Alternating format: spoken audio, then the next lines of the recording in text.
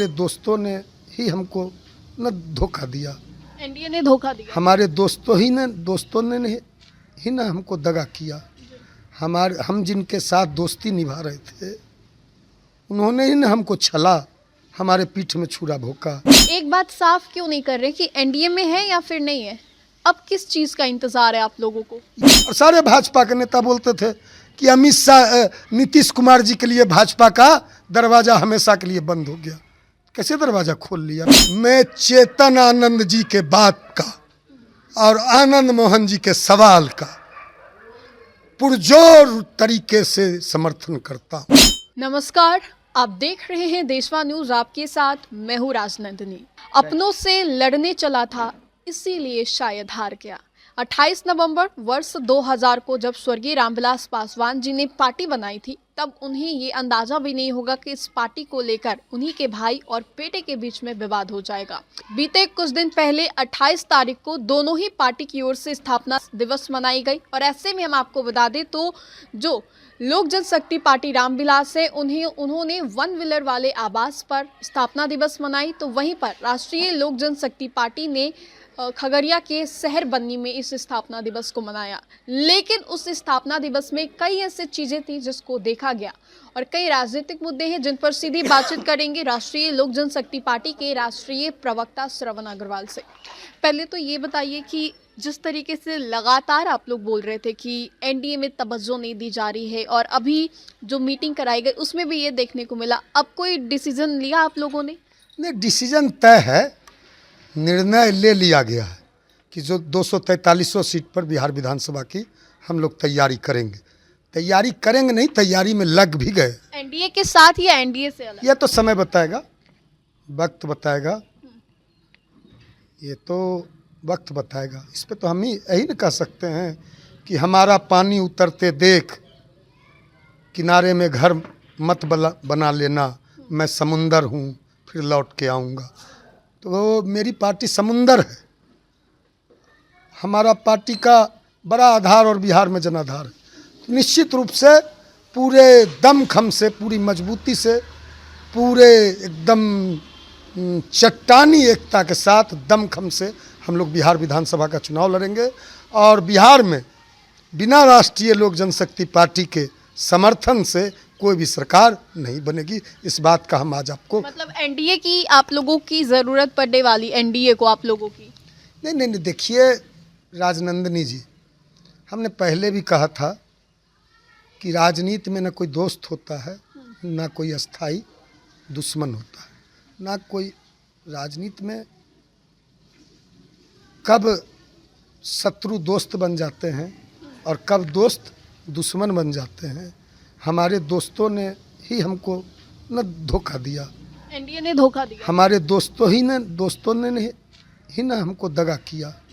हम जिनके साथ दोस्ती निभा रहे थे उन्होंने ही ना हमको छला, हमारे पीठ में छुरा भोंका, अन्याय किया।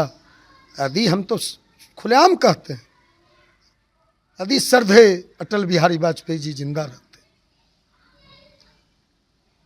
नारा लगता था अटल अडवाणी कमल निशान, मांग रहा है हिंदुस्तान, बीजेपी के 3 धरोहर अटल अडवाणी मुरली मनोहर, ये नारा लगता था। तो ये अटल अडवाणी जी की बीजेपी रहती तो हमारे नेता पशुपति पारस जी के साथ, हमारे सांसदों के साथ, हमारी पार्टी के साथ इतना बड़ा अन्याय नहीं होता। श्रवण जी, लेकिन जब भी आपसे बातें करते हैं या फिर आपके पार्टी के राष्ट्रीय अध्यक्ष से या फिर प्रदेश अध्यक्ष से, लगातार यही बात बोलते हैं कि फैसला ले लेंगे। एक बात साफ क्यों नहीं कर रहे कि एनडीए में है या फिर नहीं है? अब किस चीज़ का इंतजार है आप लोगों को? ये सवाल तो एनडीए से पूछना चाहिए ना आपको। जो मुंह चुरा कर भागते हैं उनसे न पूछना चाहिए। ये अरे जब आप करें, हमने तो कहा ये फैसला तो एनडीए को न लेना है। एनडीए ने जब हमको एक भी सीट नहीं दिया चुनाव में लड़ने को, उसके बाद लगातार एनडीए की बैठकें हो रही हैं, उस बैठकों से भी हमको दूर रखा जा रहा है, हमारी पार्टी को आमंत्रित नहीं किया जा रहा है। लगातार एनडीए की प्रेस कॉन्फ्रेंस हो रही है, उसमें 5 दल के बिहार में प्रदेश अध्यक्ष नज़र आते हैं, नेता नज़र आते हैं, हम कहीं नज़र नहीं आते। तो निश्चित रूप से तो ये सवाल आपको एनडीए के नेताओं से पूछना चाहिए। एनडीए के नेता क्यों मुँह चिरा के आपके प्रश्नों से, आपने तो कई बार एनडीए के नेताओं से पूछा है, प्रदेश अध्यक्षों से पूछा है, तो वह मुँह चुरा के भाग जाते हैं सवालों से, जवाब नहीं देते। तो उन लोगों से आपको पूछना चाहिए कि राष्ट्रीय लोक जनशक्ति पार्टी एनडीए का हिस्सा है कि नहीं है।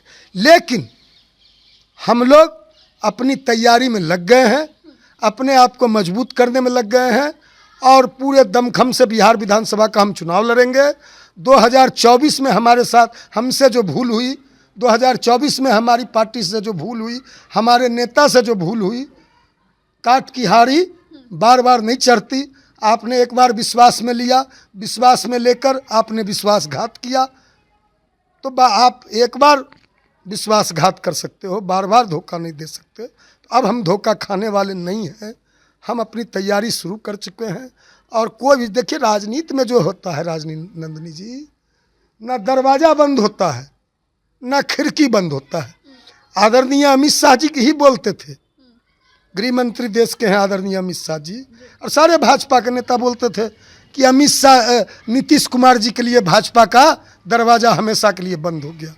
कैसे दरवाज़ा खोल लिया लोकसभा विधानसभा चुनाव में, फिर उसके बाद अलग हो गए, फिर 24 में कैसे दरवाज़ा खोल लिया।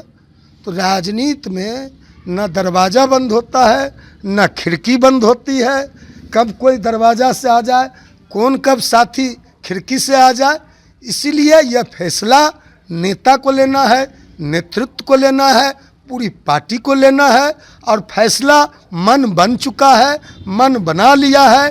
केवल जो आप लोग की जो बेचैनी है, आप लोग की जो व्याकुलता है चैनलों की, ये कुछ दिनों में पता चल जाएगा। ये पता चल जाएगा निश्चित रूप से। आप लोगों की निगाह, आप लोग हर बार निराश होकर लौटते हैं कि आज हम ऐलान करेंगे, कल हम ऐलान करेंगे, लेकिन हम लोग जो आप लोगों को बुला के तारीख पे तारीख दे रहे हैं, तो अब इसकी जो है इंड होने वाला है और जल्दी ही इस बात का फैसला हो जाएगा। बढ़ते अगले सवाल की ओर कि 28 तारीख को दोनों ही जगह स्थापना दिवस मनाई गई और दोनों में से किसी भी जगह पे बड़ी माँ जो जानी जाती हैं स्वर्गीय रामविलास पासवान जी की पहली पत्नी, वो दोनों में से ही कहीं भी जगह पर दिखाई नहीं दी गई, ना आप लोगों के साथ ना चिराग जी के साथ। थोड़ा मैं आपको पीछे ले जाना चाहता हूँ, इतिहास के भविष्य के गर्भ में कुछ सवाल छिपे हैं। रामविलास पासवान जी 1969 में पहली बार संयुक्त सोशलिस्ट पार्टी के टिकट पर चुनाव जीत के आए थे बिहार विधानसभा सनसोपा से। 1969 आज 2024 50 वर्ष से ऊपर हो गया, 50 वर्षों का उनका संसदीय जीवन। उसके बाद 1977 में लोकनायक जयप्रकाश नारायण जी के आह्वान पर और उनके कहने पर, उनके आग्रह पर रामविलास पासवान जी हाजीपुर चुनाव लड़ने आए और Guinness book of world India में नाम दर्ज कराया। तो जेपी ने उस समय कहा कि लोकनायक का उम्मीदवार रामविलास पासवान है हाजीपुर से। तो रामविलास पासवान जी ने कहा 1977 में कि रामविलास पासवान का उम्मीदवार, राम का उम्मीदवार मेरा लक्ष्मण पशुपति कुमार पारस है। 1977 में पारस बाबू वहाँ से सहरबनी अलौली से एमएलए हुए। हम लोगों ने तो लगातार देश के प्रधानमंत्री नरेंद्र मोदी जी से मांग किया कि रामविलास पासवान जी जन जन के नेता थे, देश के दूसरे अम्बेडकर थे, इनको भारत रत्न दिया जाए। बिहार की राजनीति में बीते कुछ दिनों से चेतन आनंद वर्सेस चिराग पासवान चल रहा है। आप समर्थन कर रहे हैं चेतन आनंद के उस बयान को जिसमें वो कह रहे जिंदा कौम मुर्दा कौम की बातें? निश्चित रूप से मैं चेतन आनंद जी के बात का और आनंद मोहन जी के सवाल का पुरजोर तरीके से समर्थन करता हूँ। सवाल तो बनता है, सवाल का तो जवाब देना पड़ेगा, प्रश्न तो बनता है, प्रश्न का तो उत्तर देना पड़ेगा। एनडीए का नेता बताते हो, कहते हो पारस बाबू कब एनडीए में थे? पारस बाबू तो एनडीए के सभी चुनाव में प्रचार में गए, 24 में भी हमारी अनदेखी की गई तो भी प्रचार में गए, प्रधानमंत्री जी लेके गए, अमित शाह जी लेके गए अभी चुनाव में, लोकसभा चुनाव में। और तुम समय दे के 3-3 बार शिवहर नहीं जाते। आदरणीय मांझी जी ने कल बोला है मीडिया चैनलों के समक्ष बोला है कि हमने भी फोन किया, फोन नहीं उठाया एक बार भी। सवाल तो जवाब देना पड़ेगा। लोकनायक जयप्रकाश नारायण जिन्होंने संपूर्ण क्रांति का नारा लड़ा, जिनके नारे में से लड़कर दम कितना है दमन में तेरे जेल भेज दिया, आपातकाल का नारा लगा। Indira Gandhi iron lady jail भेज दी रामविलास पासवान जी को, यही बगल का फुलवारी जेल, नारा लगा के गए जेल में, डाल दो जेल में। दम कितना है दमन में तेरे, देख लिया है देखेंगे, कितनी लंबी जेल तुम्हारी, देख लिया है देखेंगे। कौन थे ये लोग, कौन थे, किसने सेट किया, किसने समाजवादी विचारधारा को आगे बढ़ाया? रामविलास पासवान कहते थे बगीचा का सच्चा और अच्छा माली वही होता है जिसके बगीचे में सब तरह के फूल को खिलने का मौका मिले। उन्होंने कहा था रामविलास पासवान ने, समता मूलक समाज की स्थापना तभी हो सकती है जब अगड़ी जाति के लोग पिछड़ी जाति की लड़ाई लड़ेंगे, अगड़ी जाति के लोग दलितों के अधिकार की बात करेंगे और दलित जाति के लोग और पिछड़ी जाति के लोग अगड़ी जाति के अधिकार की बात करेंगे। तो अगड़ी जाति कौन थे? जॉर्ज फर्नांडिस कौन थे पता है? क्रिश्चियन नहीं थे, जॉर्ज फर्नांडिस ब्राह्मण थे, बाद में उन्होंने धर्म परिवर्तन किया। डॉक्टर राम मनोहर लोहिया महान समाजवादी नेता कौन थे? सन सोपा ने बांडी घाट, पिछड़ा पावे 100 में 60। जिस समाजवादी पार्टी के टिकट से, सोशलिस्ट पार्टी के टिकट से, प्रजा सोशलिस्ट पार्टी के टिकट से, संयुक्त सोशलिस्ट पार्टी के टिकट से रामविलास पासवान पहली बार 1969 में उम्मीदवार हुए, जनता पार्टी से पारस बाबू 1977 में उम्मीदवार हुए, जीत के आए। कौन थे वो लोग? राम मनोहर लोहिया यूपी उत्तर प्रदेश के रहने वाले देश के सबसे बड़े समाजवादी नेता, वैश्य जाति से थे, मारवाड़ी जाति से थे। तो देखिए, अपनों से लड़ने चला था इसलिए थोड़ा मुश्किल हो गया, और फिर से चाचा और भतीजे के बीच में जो विवाद है वो लगातार बढ़ते ही जा रहे हैं, क्योंकि जिस तरीके से दोनों ही दल की ओर से 28 तारीख को स्थापना दिवस मनाई गई, इस स्थापना दिवस में कई ऐसी चीज़ें थी जिससे हमने देखा ध्यान से। इसी मुद्दे पर हमने बातचीत की, क्या कुछ कहा इन्होंने आपने भी सुना। फिलहाल के लिए इस अपडेट्स में इतना ही, हम दोबारा जुड़ेंगे। धन्यवाद।